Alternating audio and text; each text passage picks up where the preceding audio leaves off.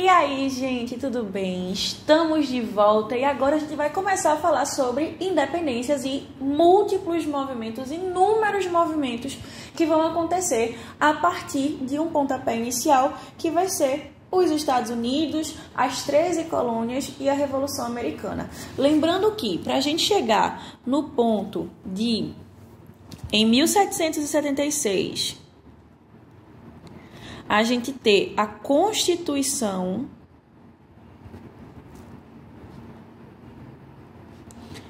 dos Estados Unidos e, consequentemente, as grandes festas do 4 de julho, a gente vai ter um ponto de extrema importância relacionado a várias questões de construção, de colonização, tentativas de colonização que não vai dar certo. E aí você tem uma velha conhecida, você que foi criança nos anos 2000, nasceu na década de 90, você que é pai de uma criança da década de 90, que é a Pocahontas. Sim, nesse meio tempo, a gente vai ter também a história da Pocahontas sendo desenvolvida. Lembrando que ela vai morrer aos 15, 16 anos, certo? Vai ser sequestrada, vai ser alienada da família, vai passar por várias situações justamente porque ela era uma indígena nativa americana. E um spoiler para você que possivelmente não assistiu Pocahontas. O relacionamento dela com John Smith não foi um relacionamento feliz, tá, gente? Então, vamos para frente, vamos entender esse processo, lembrando que o processo de Revolução Americana vai influenciar a Revolução Francesa, vai influenciar todos os processos de independência que vão acontecer na América. Inclusive, por ser a primeira colônia a se tornar independente, os Estados Unidos vão ser um dos primeiros países que vão justamente começar a trazer a noção de aceitação de independência das colônias americanas e, consequentemente, outro ponto que é de extrema importância, eles vão começar alguns pontos relacionados à República contemporânea que a gente não tinha antes, só tinha em teoria principalmente, beleza?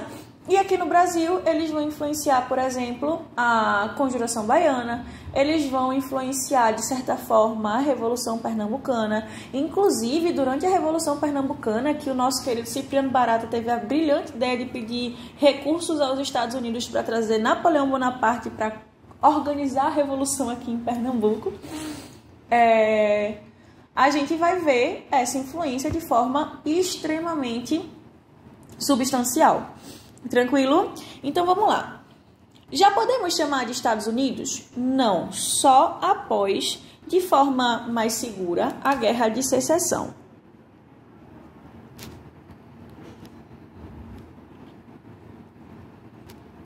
A Guerra de Secessão já é com o país independente, tranquilo, que são os estados do norte contra os estados do sul. Eita, eu coloquei tudo bom? Os estados do norte contra os estados do sul, tranquilo? E aí a gente vai ter justamente essa noção e essa construção. Mas como que a gente pode chamar os Estados Unidos, certo? Antes do processo de independência, as 13 colônias americanas. Pois é, gente, vão ser as 13 colônias americanas e as 13 colônias americanas vão ser aquelas colônias que vão estar relacionadas à costa atlântica. A costa pacífica era território espanhol, certo? Território mexicano, principalmente, e ainda estava sob o poder da Espanha. Inclusive, nessa parte aí de colonização da América, a gente vai ter uma parte que hoje faz parte dos Estados Unidos, que é a Louisiana, que era parte da França, era a colônia francesa. A dica que você tem é que tem Luís no meio, literalmente. Se tem Luís, provavelmente é francês. Por isso que o nome da capital do Maranhão é São Luís. Antes, o nome de São Luís era Upauaçu, que era o nome indígena da ilha, tranquilo? Mas muitas curiosidades, depois a gente vai mais pra frente. Vamos lá. As 13 colônias, elas eram divididas em colônias do norte e colônias do sul. O norte industrializado, o sul latifundiário. Uma das razões para acontecer a Guerra de Secessão, inclusive, vão ser esses diferentes estilos de vida que vão existir entre o norte e o sul. O norte queria a todo custo criar vamos dizer assim, um mercado consumidor, e o sul que era a favor, por exemplo, da escravidão. A escravidão, se você tem escravidão no local, você não tem mercado consumidor. A regra é clara, porque ninguém vai ter salário para gastar nesse momento. Tranquilo? O que vai acontecer? Durante todo o processo de colonização das 13 colônias, a gente vai ter meio que uma negligência da Inglaterra. Tranquilo? Essa negligência da Inglaterra vai ser chamada de negligência salutar, o que vai fazer com que os Estados Unidos, no caso as 13 colônias no momento, comece a desenvolver um comércio chamado comércio triangular, com regiões africanas, com regiões da América Central, o que vai fazer com que não haja vamos dizer assim, de forma como a gente está acostumada, o chamado Pacto Colonial. Gente, o Pacto Colonial, ele surge e ele está presente justamente a partir do monopólio. Tranquilo? Não tendo monopólio, já que a gente tem um comércio triangular, não temos um pacto colonial forte. Por isso que a gente chama de negligência salutar. Salutar, porque foi positivo, de certa forma, que eles começaram a desenvolver uma vivência quase que independente durante o período de colonização. Obviamente, existem muitas discussões do porquê isso aconteceu. Existem muitas discussões, inclusive, do ponto de vista climático, do porquê isso aconteceu. Inclusive, quando você fala, ou quando algumas pessoas falam que se o Brasil tivesse sido colonizado pela Inglaterra ou pela Holanda, se a Holanda tivesse sido, de fato, o colonizador do Brasil, provavelmente a gente não estaria na situação que a gente está hoje. Isso é, de certa forma, uma falácia, gente. Colonizador é colonizador em todo canto. Se a Inglaterra fosse realmente tão boazinha como realmente a gente acha que ela é, a Índia seria potência tal qual os Estados Unidos é.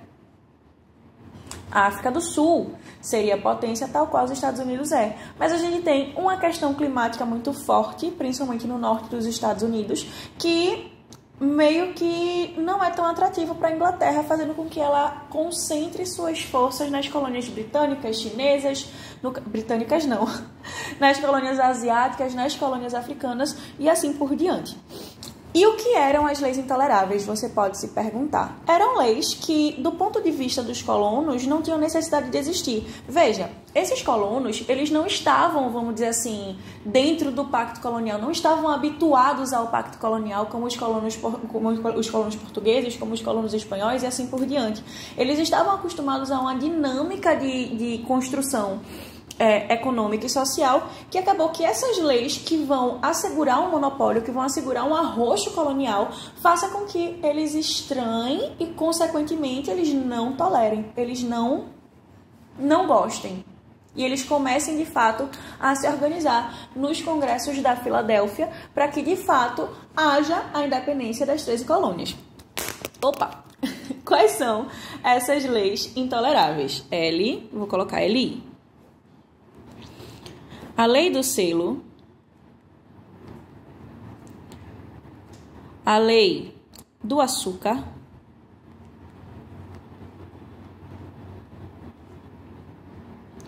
a lei do aquartelamento,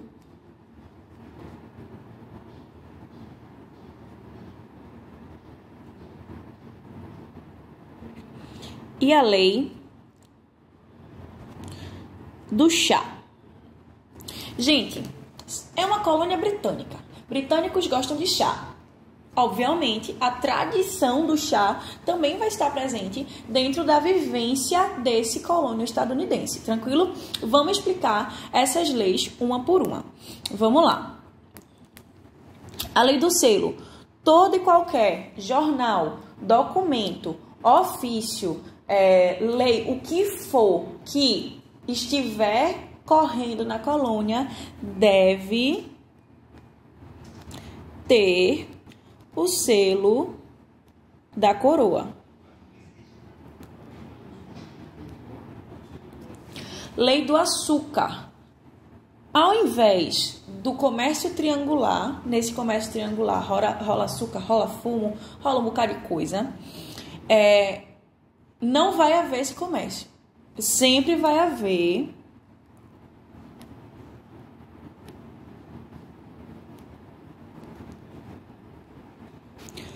o intermédio da Inglaterra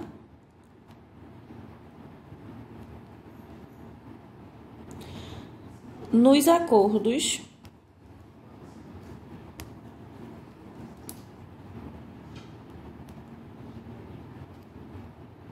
econômicos.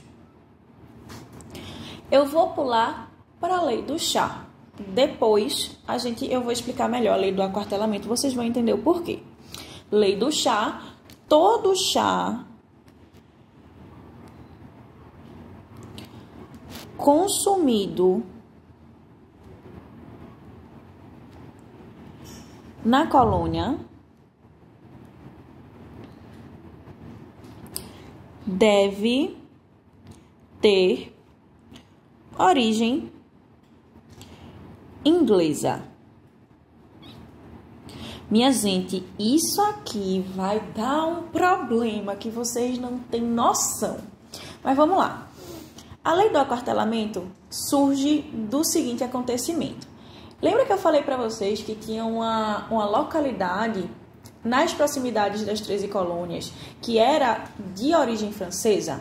De origem francesa, a origem é uma palavra forte, mas que era colônia francesa, que é o que a gente chama de Louisiana.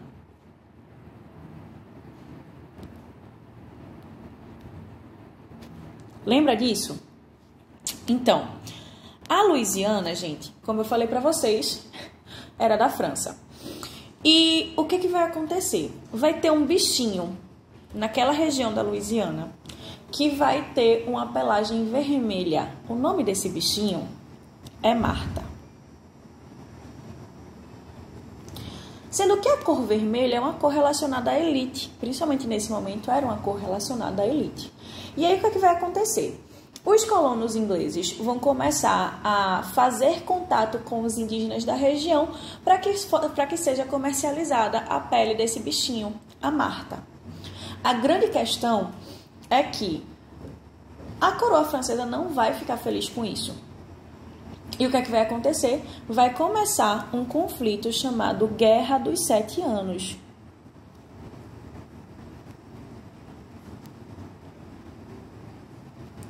Em que franceses vão lutar contra os colonos estadunidenses.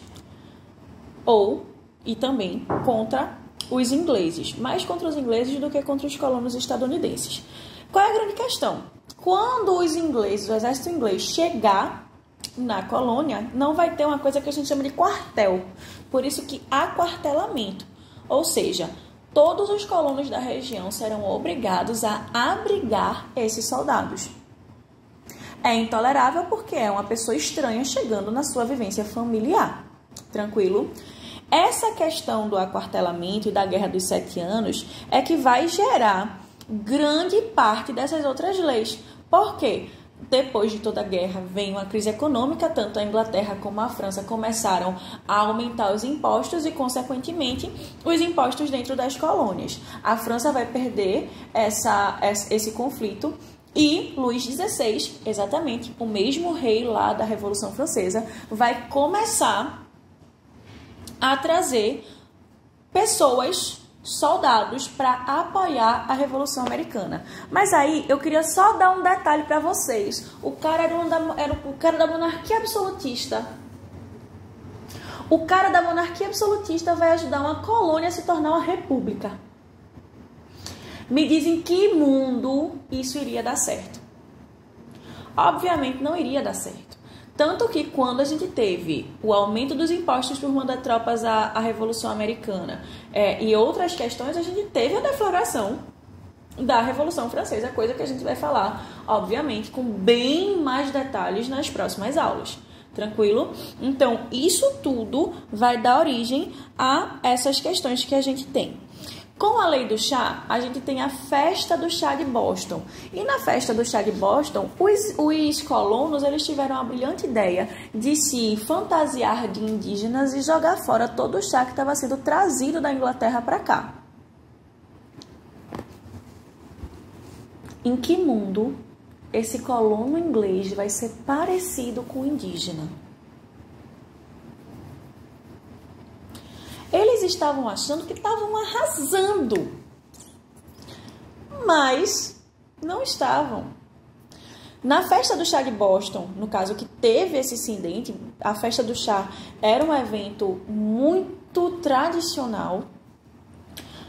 Os ingleses disseram que só iriam começar a diminuir certos impostos a partir do momento que tudo que foi perdido de produto e todo o prejuízo que foi causado pelo protesto dos colonos fosse pago. Isso vai fazer com que haja justamente a proclamação da independência através dos congressos, o primeiro e o segundo congressos da Filadélfia. O que é que vai acontecer? O primeiro congresso vai ser em 1774. O segundo congresso vai ser em 1776 e a Constituição vai partir do segundo congresso. E, gente, a Filadélfia, inclusive, hoje em dia, é considerada a cidade, a grande flor da liberdade estadunidense, justamente porque foi o lugar onde a gente teve a Constituição sendo escrita e promulgada. Tranquilo? Mas aí vem a pergunta. E depois? O que é que aconteceu? Temos a Constituição, certo? Essa Constituição vai fazer com que a gente tenha a formalização de um país e aí a gente vai começar a ter a questão da marcha para o oeste, pautado na doutrina Monroe e no Destino Manifesto, fazendo com que haja um aumento desse território dos Estados Unidos. Tranquilo? Um detalhe importante é que isso vai desaguar totalmente na população indígena dos Estados Unidos. Gente, hoje praticamente não existem indígenas nos Estados Unidos. O que existe são descendentes desses indígenas. Tranquilo? E aí, o que é que vai acontecer em todo esse processo? Esses indígenas, eles vão acabar sofrendo um processo de genocídio muito forte por causa dessa marcha para o oeste. Eles vão sair da margem atlântica e vão chegar na margem pacífica. Dentro de todas essas questões, a gente vai ter o processo de anexação do Texas. O Texas, que era território do México, vai pedir independência do México, vai passar por um processo de independência para depois ser anexado ao território dos Estados Unidos. E aí a gente começa a entrar em uma das principais brigas e um dos principais conflitos dentro do processo de construção burocrática dos Estados Unidos, que é justamente a escravidão. O Sul queria manter a escravidão. O Norte queria que a escravidão fosse abolida. Isso vai ser uma das causas de acontecer a Guerra de Secessão. E aí, galera, o que é que vai acontecer? Hoje em dia, um dos países mais racistas do mundo são os Estados Unidos. Tanto que em vários estados do Sul, a gente tem diversas imagens, diversas estátuas em homenagem aos confederados. Os confederados que são a grande representação do racismo dentro dos Estados Unidos. E aí o que vai acontecer? A Guerra de Secessão, que vai ser norte contra sul, vai levar esses dois lados a entrarem em conflito, vai fazer com que haja guerra civil, e essa guerra civil vai resultar na vitória dos estados da União. Por isso que o nome dos estados, no caso o nome do país, é Estados Unidos da América. Tranquilo? E aí a gente entra em várias questões, certo? Uma das questões é justamente o movimento que surgiu que ganhou bastante força por causa do assassinato do George Floyd, que é o Black Lives Matter, que é justamente a materialização de um racismo extremamente forte na sociedade estadunidense. Um detalhe que é muito importante de você ter em mente em todo esse processo é que, apesar da gente ter a abolição da escravidão, apesar da gente ter uma vitória em relação à União, a gente teve, em contrapartida, as leis de segregação racial. Banheiros de pessoas brancas, banheiros de pessoas negras. Lugares que pessoas brancas podiam frequentar, lugares que pessoas negras não podiam frequentar. Isso vai desaguar em um acontecimento lá na década de 60, que vai ser justamente o discurso de Martin Luther King, do I Have a Dream, né? E, consequentemente, um pouco antes disso, a gente vai ter a prisão de Rosa Parks, pelo simples fato dela não se levantar por ser uma mulher negra no ônibus quando o homem branco chega, certo? Então, assim, a gente vai ter, através da 13ª emenda, que inclusive tem um documentário muito bom sobre isso, a gente vai ter algumas questões e alguns retrocessos sociais. Inclusive, vai ser dentro dos Estados Confederados que a gente vai ter a construção e o surgimento da Ku Klux Klan, que é um dos principais grupos supremacistas, certo? Que existem ainda hoje. Tranquilo? E aí, quais são os principais marcos legais que a gente tem? A 13ª emenda, em 1865, vai garantir a abolição da escravidão. A 14ª emenda vai garantir que as pessoas que eram escravizadas e que agora se tornaram livres são partes da sociedade, são cidadãs, né? Fazem parte do Estado. A 15ª emenda vai ser a emenda do sufrágio. Ou seja, agora essas pessoas podem votar. E em 1963 para 1964, a gente tem a Lei dos Direitos Civis, que é justamente o fim desse processo de segregação racial. E eu queria trazer para vocês alguns detalhes importantes. A 13ª emenda, que é ratificada em 6 de dezembro de 1865, justamente aumentando essa questão da abolição, fala: não haverá nos Estados Unidos ou em qualquer lugar sujeito à sua jurisdição, nem escravidão, nem trabalho forçados, salvo como punição de um crime pelo qual o réu tenha sido devidamente condenado. Qual é a problemática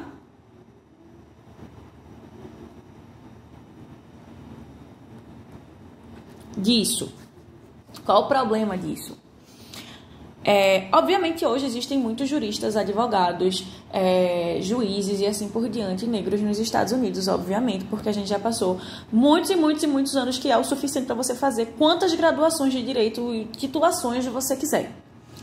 Mas a esse momento, que as pessoas negras não tinham acesso à educação pela condição de escravização que eles tiveram em algum momento, quem vai ser o cara que vai julgar essa pessoa? Vai ser um homem branco, muito possivelmente racista. Então, a possibilidade dele ser considerado culpado é muito grande. Então, essa vai ser a grande problemática relacionada à 13ª emenda. E aí vê: o Congresso terá competência para fazer e executar este artigo por meio das leis necessárias à segunda sessão. A emenda de número 15, ratificada em fevereiro de 1870, a emenda de número 15, que é a emenda do sufrágio. O direito de voto dos cidadãos dos Estados Unidos não poderá ser negado ou cerceado pelos Estados Unidos, nem por qualquer Estado, por motivo de raça, cor ou prévio estado de servidão. Ou seja, independente se você foi escravizado, se você é indígena, se você é negro, se você é asiático e é cidadão americano, você pode e deve fazer parte do processo de voto. Você tem direitos políticos. Tranquilo, gente? Esse é um pouquinho dos Estados Unidos no processo de independência, dos Estados Unidos no século XIX. E daqui a pouco a gente começa a entender um pouco mais de como ele ganhou tanta influência durante o século XX, pós-guerras mundiais. Tranquilo? Espero que você tenha curtido a aula de hoje. Um beijo no seu coração, até a próxima e não esquece de compartilhar com seus amigos.